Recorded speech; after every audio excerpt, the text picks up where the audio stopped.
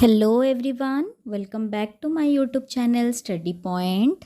आज हम लोग चैप्टर 2 जो कि है linear equation in one variable का थर्ड पार्ट का क्वेश्चन करने जा रहे हैं, जिसमें कि क्वेश्चन 9 to 12 है।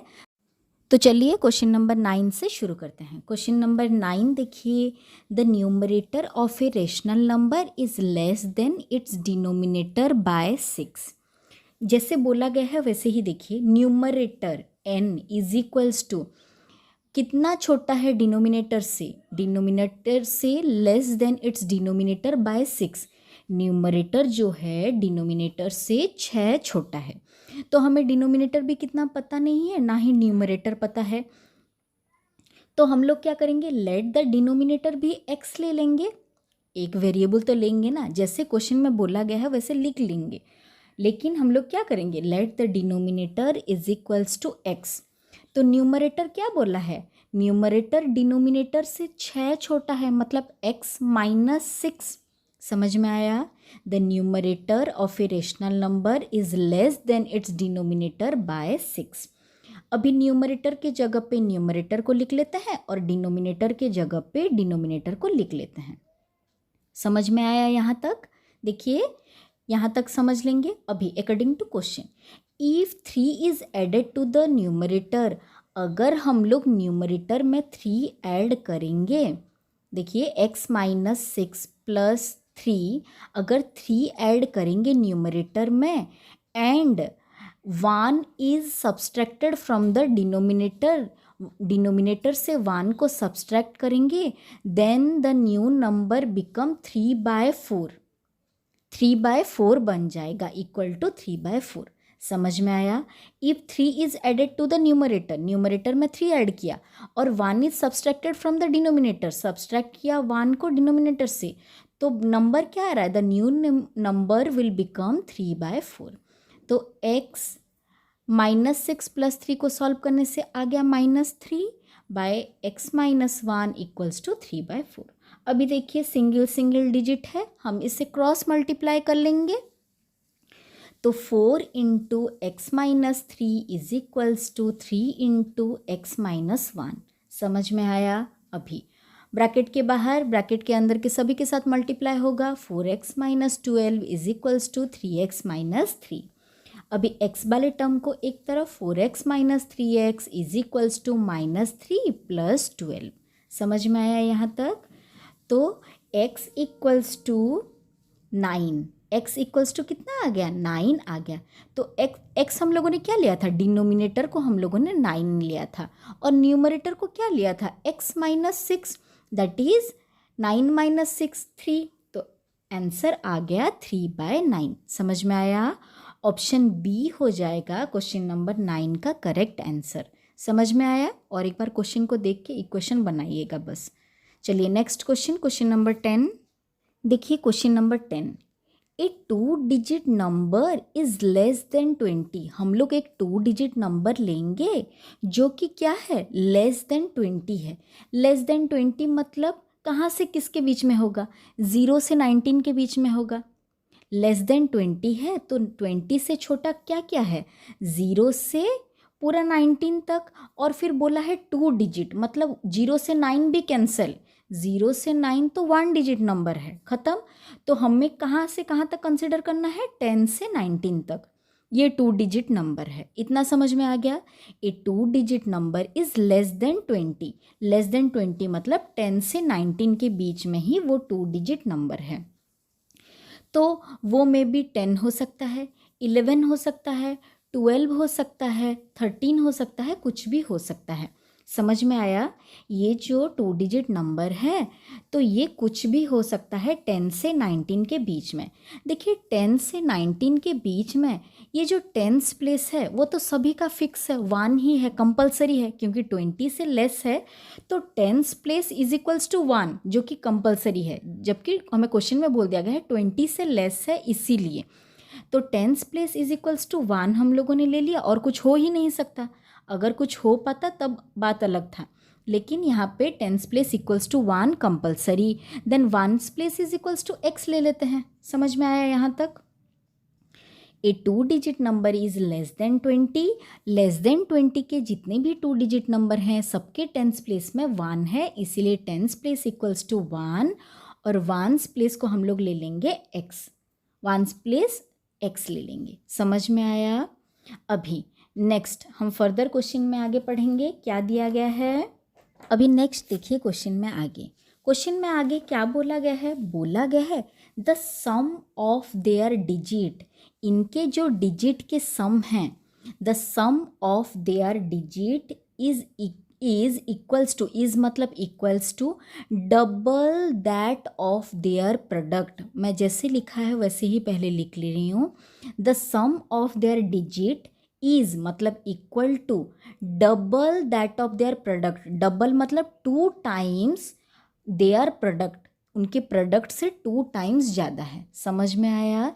सम ऑफ देयर डिजिट इज मतलब इक्वल टू 2 टाइम्स और डबल, डबल मतलब 2 इंटू ऑफ देयर प्रोडक्ट, इनके प्रोडक्ट।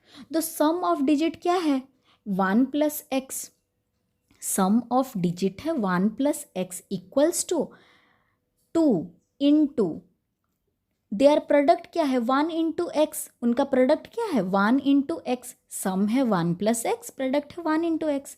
तो 1 plus x is equals to 2x, sorry गलती से प्लस लिख लिया, 2 into x that is 2x। 1 plus x is equals to 1 into x that is x, x into 2 2x।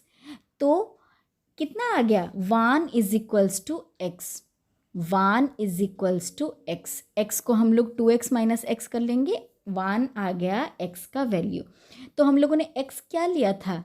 Ones place में लिया था, tens place तो fixed था, तो डिजिट आ गया हम लोगों का 11। ऑप्शन डी हो जाएगा करेक्ट आंसर। समझ में आया? इसे सॉल्व करने के बाद आ जा रहा है 11, हमारा ऑप्शन डी हो गया करेक्ट आंसर। टेंस प्लेस में तो ऑलरेडी 1 है और वंस प्लेस को x लिया था, x का वैल्यू आ गया 1, तो ऑप्शन डी करेक्ट आंसर। चलिए चलते हैं next question number 11। Next question number 11, find 2 part of 34। 34 को हमें 2 पार्ट में करना है, 34 को हमें 2 पार्ट में करना है, सच दैट कैसे करना है? 4/7 of 1 part is equal to 2/5 of the other. देखिए 34 को 2 पार्ट में करेंगे, अगर एक पार्ट को x लेंगे तो दूसरे पार्ट को क्या लेंगे? 34 माइनस एक्स, क्योंकि सम तो 34 ही बनेगा। तो एक पार्ट को हम लोगों ने x ले लिया और दूसरे पार्ट को हम लोगों ने 34 माइनस एक्स ले लिया। अभी क्वेश्चन आगे देखिए, सच दैट कैसा है? 4/7 ऑफ 1 पार्ट, एक पार्ट को x लिया है, is equal to 2/5 of the मतलब multiply of the other 34 minus x. समझ में आया? देखिए जैसे जैसे पढ़ते हुए चलेंगे वैसे ही बनाते हुए चलेंगे। 4/7 of 1 part that is x equals to 2/5 part of the other. समझ में आया? अभी इसे सॉल्व करेंगे तो ये आ गया 4x/7 equals to 2 into 34 that is 68/5 minus 2 into x that is 2x/5। X वाले टर्म को एक तरफ ले आएंगे, 4x/7 minus 2x/5 equal to के दूसरे तरफ गया, क्या बन गया? Plus 2x/5 equals to 68/5। अभी एलसीएम ले लेंगे दोनों का, that is equals to 35 divided by 7 5 into 4x 20x, plus sign को प्लस साइन रहा, 35 divided by 5 7 into 2x 14x equals to 68/5। अभी 20 प्लस 14 आ गया 34x/35 इज इक्वल्स टू 68/5। अभी क्या करेंगे? 35 यहाँ पे डिवाइड है, उस तरफ जाके क्या हो जाएगा? मल्टीप्लाई हो जाएगा। 34x इक्वल्स टू 68 इंटू 35/5 और ये जो 34 है ये यहाँ पे मल्टीप्लाई है, दूसरी तरफ जाके क्या बन जाएगा? डिवाइड बन जाएगा। तो 68 इंटू 35/5 इंटू 34। अभी कैंसिल कर लेंगे, 68 और 34 को कैंसिल करेंगे तो 34 टू ज़ा और 5 7 ज़ा 35, 2 into 7 that is equals to 14 आ गया हम लोगों का आंसर। समझ में आया? एक बार इक्वेशन अगर ठीक से बन जा रहा है तो आंसर आप लोग आराम से निकाल पाएंगे। इक्वेशन ही सबसे ज़्यादा इम्पोर्टेंट है लीनियर इक्वेशन में। और एक डिजिट आ गया 34, दूसरे को हम लोगों ने क्या लिया था 34 minus 14 that is equals to 20। Option B हो जाएगा करेक्ट आंसर। समझ में आया? देखिए next 12 number question, if the angle of a triangle are in the ratio 2:3:4। देखिए तीनों एंगल दे दिया गया है, रेशियो में है। पहले रेशियो में है तो पहले दिमाग में क्या आएगा, 2x 3x और 4x आ गया।